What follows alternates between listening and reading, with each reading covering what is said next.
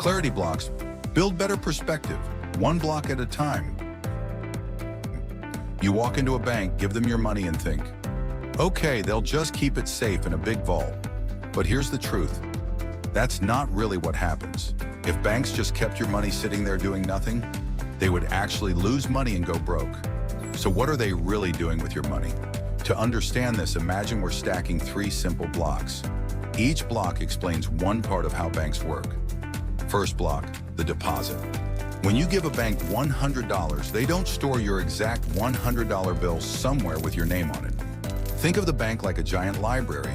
You return a book, and they give you a receipt so you can get it back anytime. But while you're at home, the library doesn't just leave the book sitting there. They let someone else use it. Second block, the loan. The bank takes your money and gives it to someone else who needs it.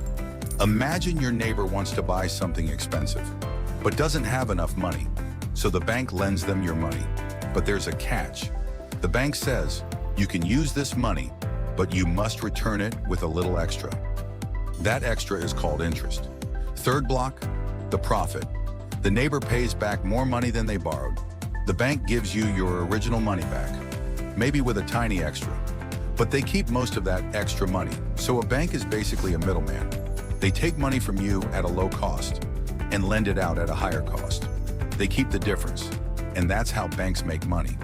If this helped you see things clearly, subscribe for more simple breakdowns.